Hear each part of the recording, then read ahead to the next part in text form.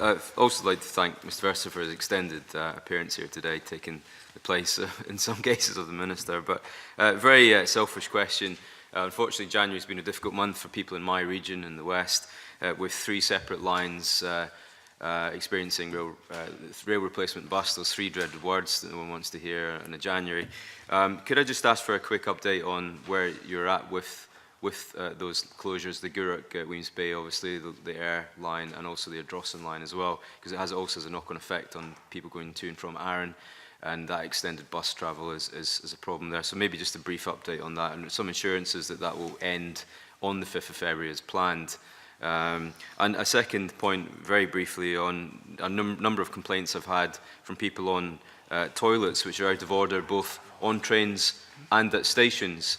And it's really important to mention that because I've had representation from, for example, Crohn's and colitis and IBS, IBD networks who say this is a real problem for commuters and one that the people who suffer from conditions do face, as well as normal commuters as well. So if you wouldn't mind commenting on those briefly, thank you. If I start with the latter, in order to achieve our introduction of the new fleets, we had to take 4 Class 380s, which is the modern electrified Siemens train, off the Inverclyde services in order to do driver training.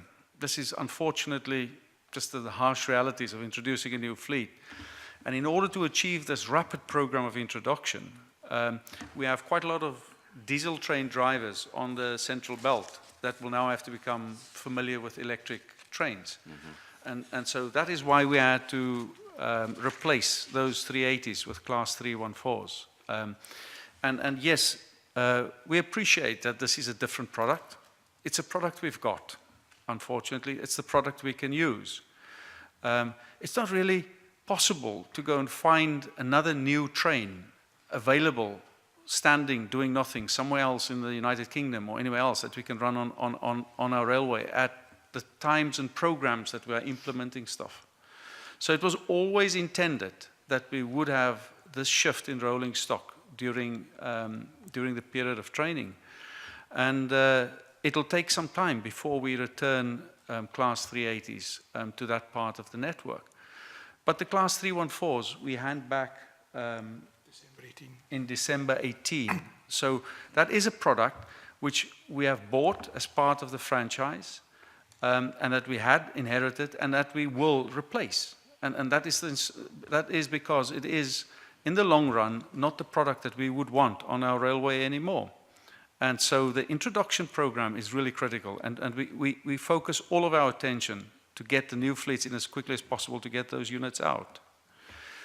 In terms of the network itself, as you're aware, that we are running some of our test trains on the Gourock service, but that none of the lines in the west are closed and unavailable for service.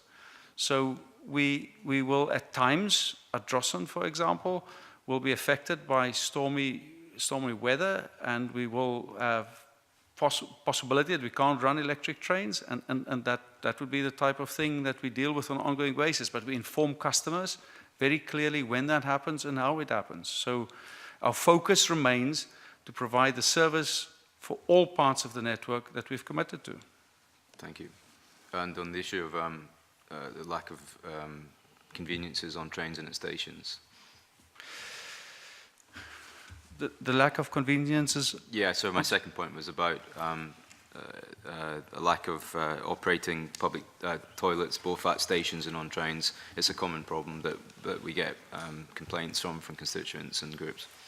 Yeah, so on the Class 314s on trains, it is our approach to replace those trains with trains that have toilets on them. So that's really important. In terms of conveniences or toilet facilities at stations, throughout the United Kingdom and many other railways have adopted the practice to provide toilets on trains rather than, especially on the longer distance journeys, rather than always at stations, except at stations which are really big and really big conurbations of where people gather. And the reason for that's very, very practical and very pragmatic, and that is that